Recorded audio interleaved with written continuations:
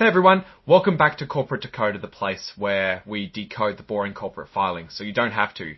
Today we're diving into a report from 908 Devices Inc., and unlike some of our reports, this one isn't exactly about groundbreaking financial results or dramatic changes. But hey, even a company that's mostly just rearranging the furniture can still offer some interesting insights. Before we start, if you appreciate getting straight insights from corporate documents, make sure you're subscribed. We also have a Discord community linked in the description below, so come check it out. Let's get right to it. The main headline here is some changes in the company's leadership. It looks like Marsha Eisenberg left the board of directors and taking her spot is Christopher Brown. This happened around June of 2025. Now, leaving a board of directors, it's a pretty big deal, but apparently her leaving wasn't due to disagreements with the company. It sounds like it happened after the company sold off a part of their company, the bioprocessing product portfolio. Let's explore that more.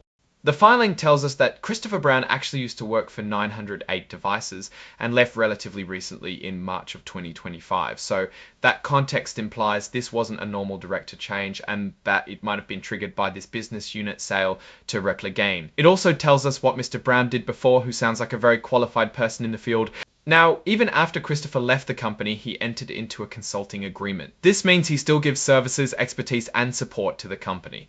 In return for these expertise, his outstanding equity, basically shares of the company, continue to vest, which means he gets them over time. Since Christopher Brown is rejoining the board, he is normally entitled to get annual cash compensation and shares in the company. However, he waived that right, so he is doing this for free. The filing also notes that there aren't any shady dealings with Mr. Brown. There's no secret deals or relatives involved that need to be disclosed.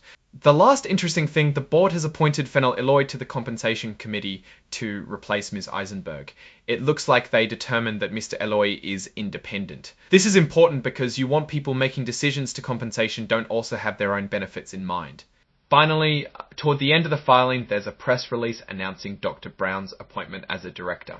Now, wrapping up our review of 900 and Devices, what is there to expect? XT well, the departure of a board member and the quick appointment of a previous insider and officer do point to a transformational period for this company.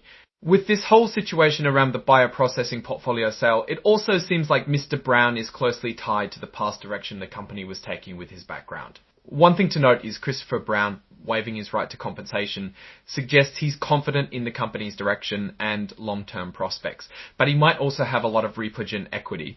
All in all, pay attention to any other filings regarding the other members. They will most likely play a big role in shaping the future of 908 Devices. What's your take on this? Let me know in the comments below.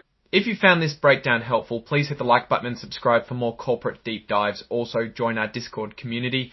The link is in the description. Thanks for watching, and I'll see you in the next one.